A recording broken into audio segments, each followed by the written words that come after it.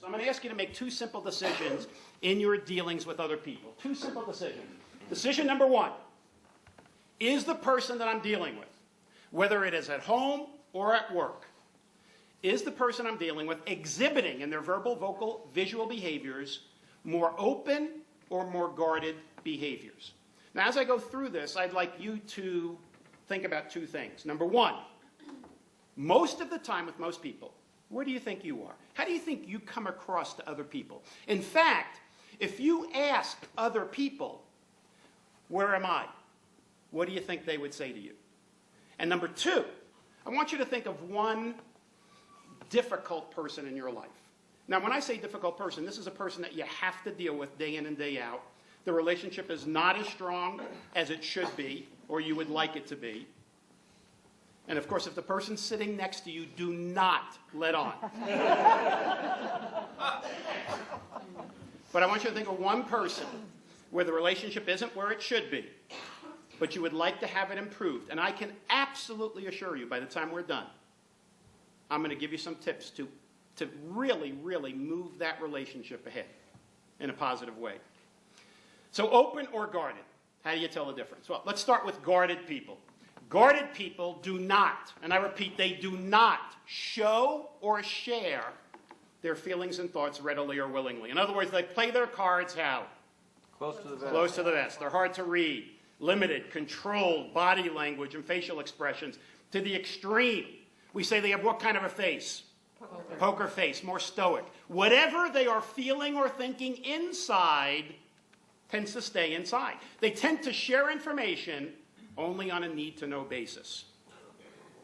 These are the type of people that when they get together with you, they want you to get right to the point, bottom line it, cut to the chase. Listen, I only have 5 minutes. What's this all about?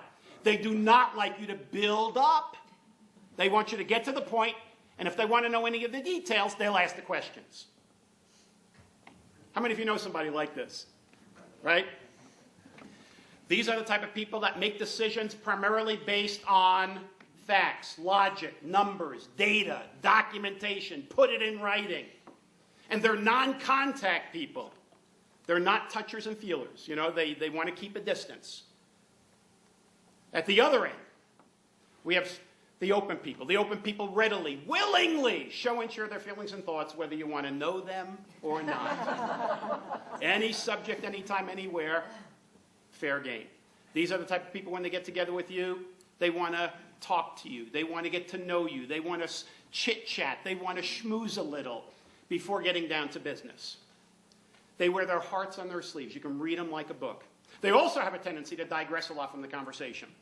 It's been said about open people that their thoughts are like gumballs. They just fall to the tongue and roll out. Not unusual to leave a conversation with an open person and say to yourself, wow, what did we talk about? And of course, they make decisions primarily based on what? Feeling, emotion, gut feel. You know somebody like this?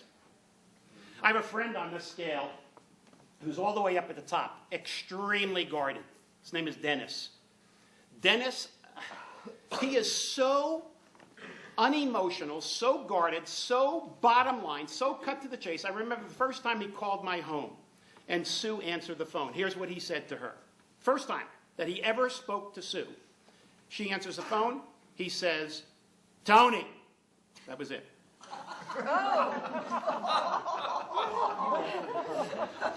So anyway, I get off the phone, and she said, who was that? I said, it was Dennis. Why? She said, Tony, this guy has zero social skills. How can you hang around with this guy? He's not good for your business. I said, what do you mean he's not good for my business? He has nothing to do with my business. She said, Tony, you teach communication skills, relationship skills. You've got a friend like this. What does it tell people about the effectiveness of what you teach? She said, if I were you, I would take him under your wing, coach him for maybe a month or 2 or 3, and show people how effective your concepts are. And I took it as a challenge. I worked with Dennis for 90 days. Well, Dennis at the time was 35, 40 years old. I don't remember how old he was. So he had 35 or 40 years of a habitual way of dealing with people. I had 90 days After 90 days, some people call the change of his behavior, listen to this, miraculous. I love that word, miraculous. Because in 90 short days, Dennis would call my home. Sue would answer. He'd say, Sue, Dennis, Tony. 300%. Unbelievable how this stuff works. It's incredible. So here's the question for you. Without asking anybody else, just in your own mind, based on my descriptions of open versus guarded behaviors, where would you put yourself on this scale? Pick a number that you believe reflects your pattern. Don't ask. Just come up with a number where you think you are most of the time with most people. But by the way, as you're picking your number, let me just ask one question. Anybody in here with a technical training background, or technically trained background, accountant, attorney, engineer, computer programmer, anybody like that? Okay, but as you're picking your number, please do me a favor.